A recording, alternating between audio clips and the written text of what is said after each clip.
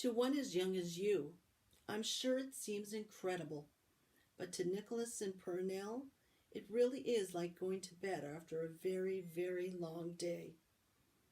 After all, to the well-organized mind, death is but the next great adventure.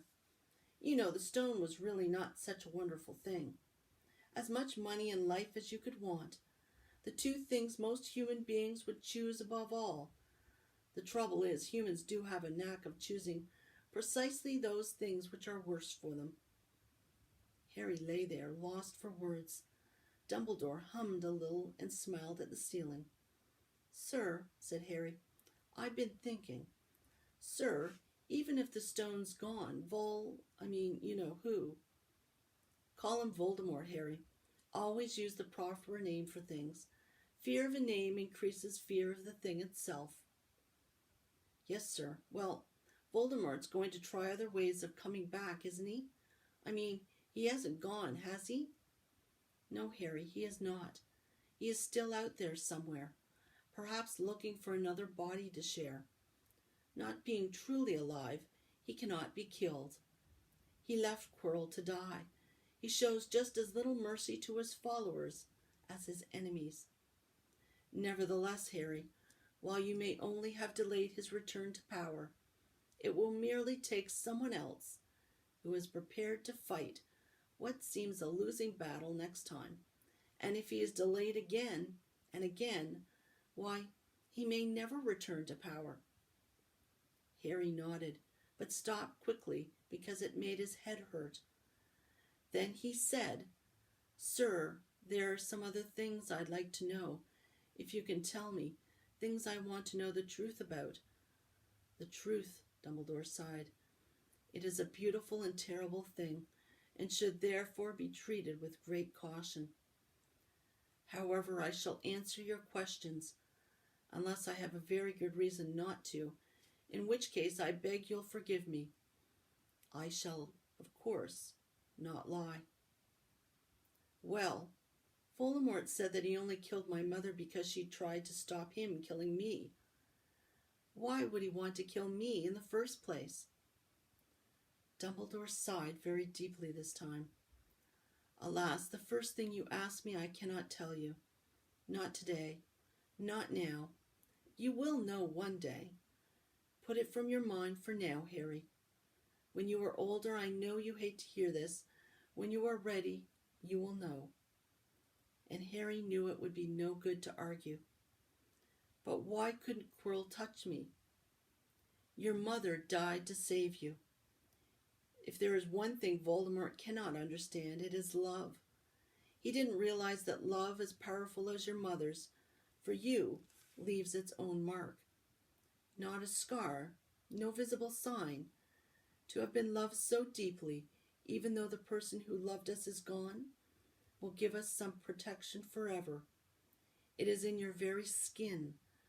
Quirrell, full of hatred, greed, and ambition, sharing his soul with Voldemort, could not touch you for this reason. It was agony to touch a person marked by something so good." Dumbledore now became very interested in a bird out on the windowsill, which gave Harry time to dry his eyes on the sheet. When he found his voice again, Harry said, "And the invisibility cloak? Do you know who sent it to me?" Your father happened to leave it in my possession, and I thought you might like it." Dumbledore's eyes twinkled. "Useful things. Your father used it mainly for sneaking off to the kitchens to steal food when he was here. And there's something else." "Fire away." "Quirrell said Snape." "Professor Snape, Harry." "Yes, him. Quirrell said he hates me because he hated my father. Is that true?" "Well, they did rather detest each other, not unlike yourself and Mr. Malfoy.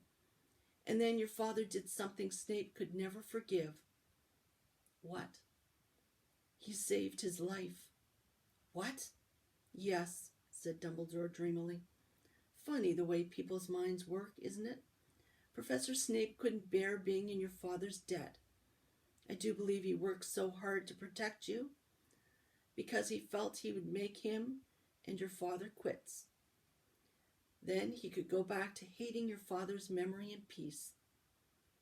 Harry tried to understand this, but it made his head pound, so he stopped.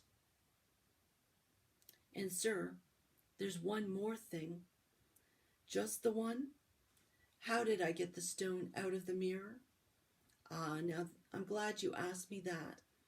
It was one of my more brilliant ideas, and between you and me, that's saying something. You see, only one who wanted to find the stone, find it, but not use it, would be able to get it. Otherwise, they'd just see themselves making gold or drinking elixir of life.